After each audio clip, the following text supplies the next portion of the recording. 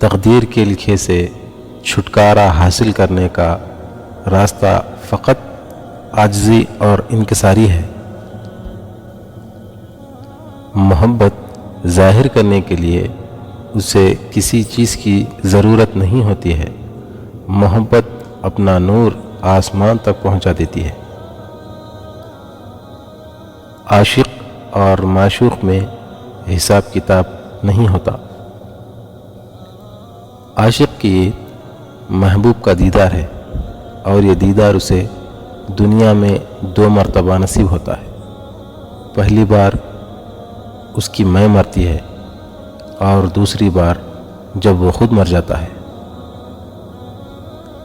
خاموشی سمندر ہے اور گفتگو نہر کی طرح ہے۔ تجھے سمندر تلاش کر رہا ہے، تو نہر کی تلاش نہ کر۔ انسان کا جسم اس کا فرعون ہے، وہ باہر بھاگا پھرتا ہے کہ دشمن کہاں ہے، اور نفس جسم کے گھر میں نازوں میں پل رہا ہے۔ ہر انسان کو کسی مقصد کے لیے بنایا گیا ہے اور اس مقصد کو پورا کرنے کی خواہش اس کے دل میں ڈال دی گئی ہے۔ پیچھے مڑ کے مت دیکھو، کوئی نہیں جانتا کہ دنیا کیسے شروع ہوئی۔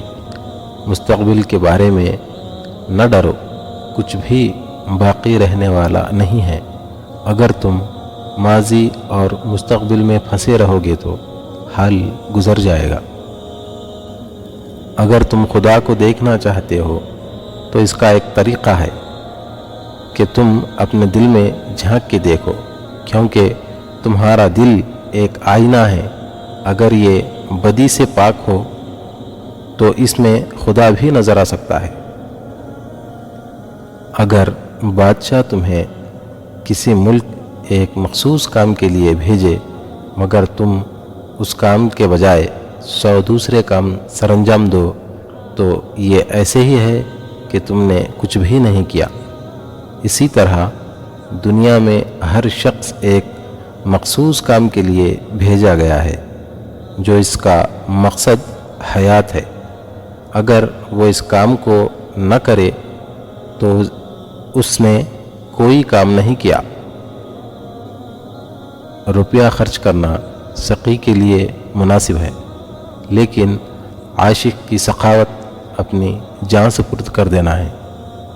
اگر تو خدا کے لیے روٹی دے گا تو تجھے روٹی ملے گی، اور اگر تو خدا کے لیے جان دے گا تو تجھے نئی جان دی جائے گی۔